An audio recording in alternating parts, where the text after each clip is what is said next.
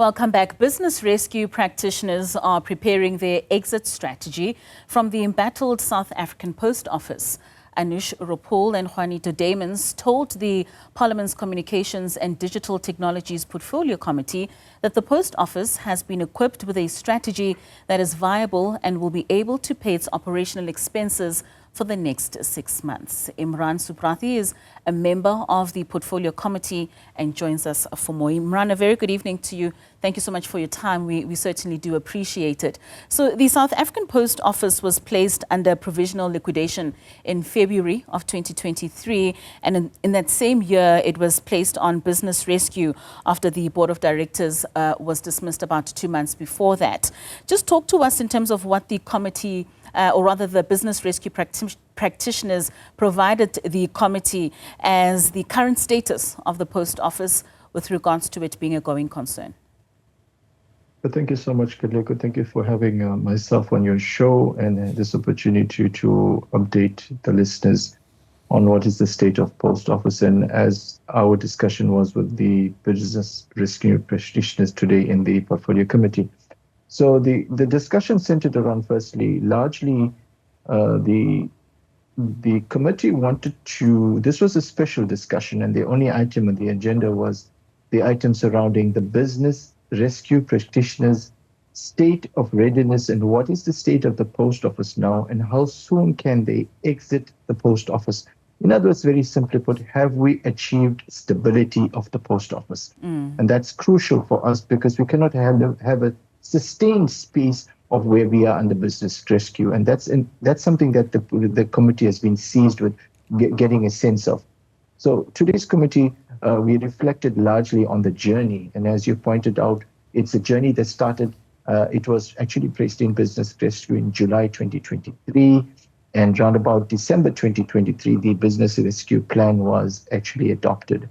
And then the rollout started in January 2024, a very painful process, that saw many staff having to be retrenched. There was a huge amount of retrenchments of over 4,000 staff. Many staff were retrenched. A staff force of about 11,000 has now been reduced to about 5,800. And another area that went on was rationalizing the number of branches, identifying all those branches that are not really productive, that are problematic, that are not serving the purpose, that are not serving the core business, etc. And again, that was a very painful task from about 1,100 branches. And if you want to imagine from January 2024 till now, that's approximately 12 and 5, 17 months, say 18 months later, the branches have been reduced from 1,100 branches to 657 branches, which the BRP says these are the branches that are really performing branches. So it was a painful experience. There was a lot of emotion. A lot of people lost their jobs. Now, what I think was useful to point out at this point in time is that had it been liquidated at that point in time, had the post office been liquidated, it would have lost everything. There would have been no jobs. There would have been zero. But I think the BRP was a useful tactic and a strategy to actually save the core business of the post office. So I was just saying it was a painful journey, and we reflected on the journey that we had to go through. And so about 1,100 branches to 657 branches the post office presently has. Of that, about 250 are what we call US or Universal Service Operating Branches. In other words, there is a mandate that everybody in South Africa must have access to some form of postal communication. That is a universal service obligation. These are really branches that are funded by the state. These are not branches that run on terms of making any profit. So we're at a stage now, and there was one other challenge. I know when we had taken over, when we came in as the new committee, right, there was a concept called Day Zero. I think it was 31st of October. Post Office was looking for 3.8 billion rands from Treasury. And they said to us that if we don't get 3.8 billion rands, this is it. It's going to be Day Zero for Post Office. And, we're all looking around for that funding. Where are we going to get that funding? Because we need to save the Post Office. This is a national heritage. This is an asset of the people of South Africa. And, I think we should take a bow. We never got the 3.8 billion rands. but the post office is still here.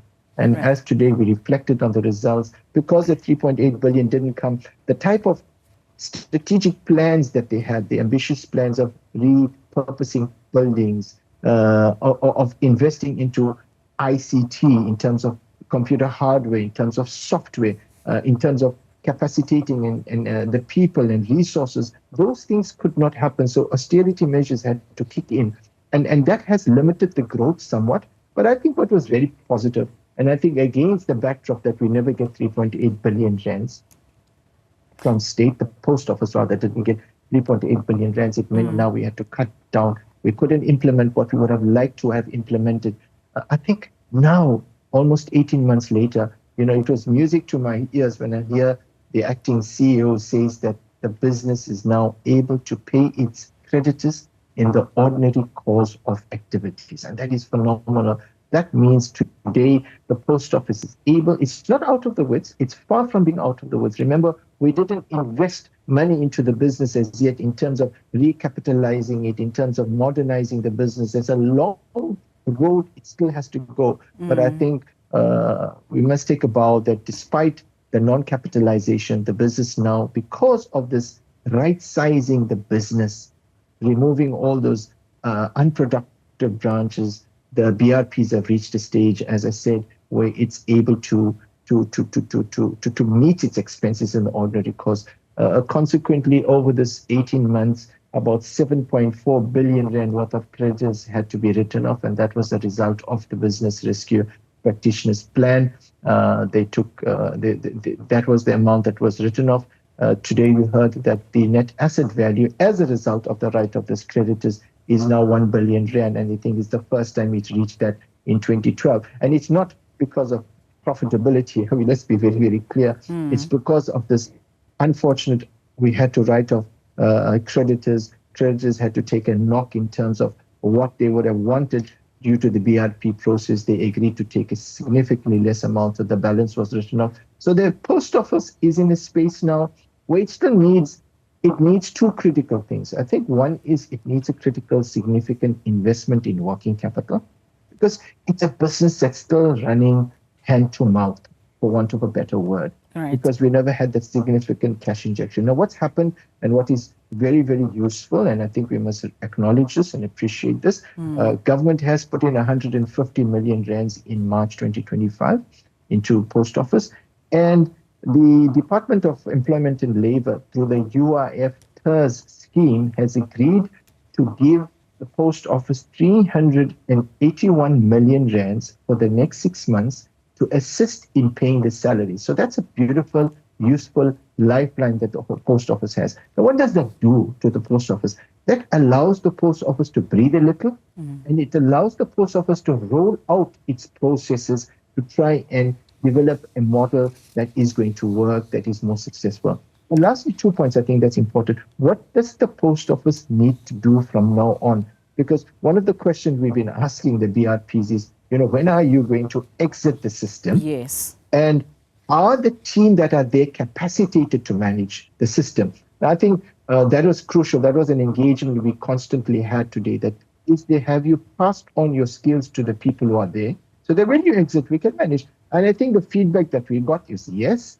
The personnel, the management that we're part of the team that we engage with, which comprises of an acting CEO, we've engaged with the acting CFO, we had a person in charge of operations, and they responded to the questions of the portfolio committee. So I think we took comfort in that. We also take comfort in the fact that a board for the post office is currently it's been advertised, and it's being put together in anticipation of the exit of the business rescue practitioners. And last 2 points I think it's very crucial for us to mention is, what does the post office need now to carry it forward? The first thing is we need is a strategic partner.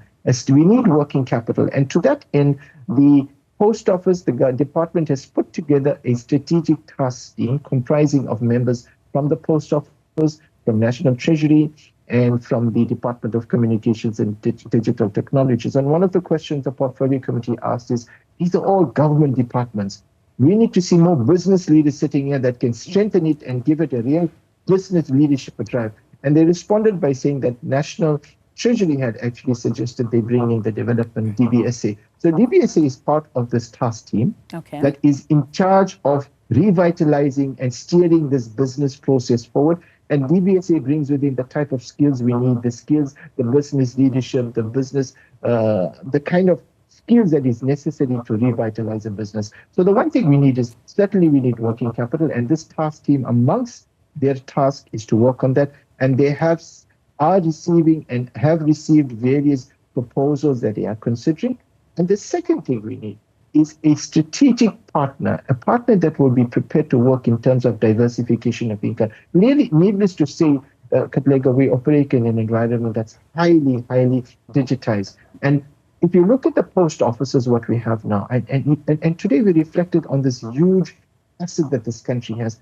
I mean, in a rural area, in the middle of nowhere, we still have this solitary post office that's still standing. The question is, how can we use that infrastructure that we have and make it into a vibrant, holistic center, ICT center of excellence that serve the people of our communities in those areas there, which is where it's most needed. And I think that's where a strategic partner will play a critical role to energize the post office.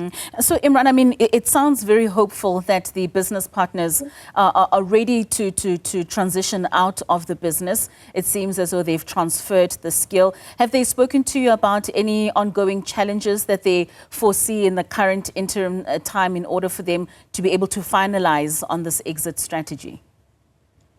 Okay, what we've been heard is that they have implemented, firstly, there was a business rescue plan that they needed to have substantially implemented. And as at this point in time, they have implemented 75% of that, which I think is a pass mark. And just using the word, please don't quote me on that, but it's a substantial, hence they are looking at exiting. Okay. One of the things that hasn't been done, that needs to be done, is there is a payment that is due of about 500 million to statutory and payroll creditors. That was part of the BRP. That didn't get paid because the 3.8 billion that I referred to earlier didn't come through. So that 500 million, it needs to get paid, and that's where they are speaking to the Department of Communications and Digital Technologies to manage how are we going to pay off that last tranche of creditors, statutory creditors, which is really due to the retirement annuity funds, to SARS, to the medical aid, etc. And we also engaged them that, are the employees in any way compromised? And we said no, and we got the assurance they are not. So that's one thing that needs to be done. What is the process going forward, as I have managed to grasp in the meeting, is they are now applying to the courts to present to the courts a case to say that this is what the plan was, and we have now satisfied substantially the plans, what was expected of us. Are you satisfied that we have satisfied, met the requirements and expectations? And I think the court will then make a decision that we are satisfied. And I think the time period that is being given to us is about 4 to 6 weeks to get to that court to actually make that proposal to the court. So I am quite hopeful that in the next 2 months, or at the latest, I think 3 months is, it's just my hopefulness is that we'll find that the BRPs should be, would have handed over the reins. And one of the questions we also ask is, as SAPO is appointing a new board, we also, raise the issue, firstly, of internal skills transfer. Then also there must be some form of transfer to the new board, some form of induction, so the baton is handed over to the new board. Most certainly. And with the funds coming in from TERS, sustain the salaries of staff over the 6 months? No? Yes, I mean, that's a welcome relief, and that's indeed why they asked for a lot more, but I think that 6 months relief will certainly assist the post office in these few months, to assist them significantly. It won't cover everything, but it will certainly be a huge, huge assistance. So I think well done to everybody. It was a combined effort of the Department of the Business Rescue Practitioners, of the Department of Employment and Labour, and I think this is a welcome. I think this is, as I said, if one has to look at it against the backdrop of, as I said, there was the day zero, 31st October. Right. 3.8 billion didn't come. But a year later, post office still there. And as I said, in the words of the CEO, we are able to pay our creditors in the ordinary course of business. I think that's a huge bow. It's been hard work, lots of pain, lots of tears, lots of staff lost their job, lots of branches had to be closed. But I think, hopefully, I can't wait for the day when we will see the glorious days of the old post office back in our communities. All right, Imraan, thank you so much for your time this evening and giving us that comprehensive update from that portfolio committee meeting that you held with the business practitioners. It certainly is giving some light with regards to the post office and its future going forward. Thank you so much for your time.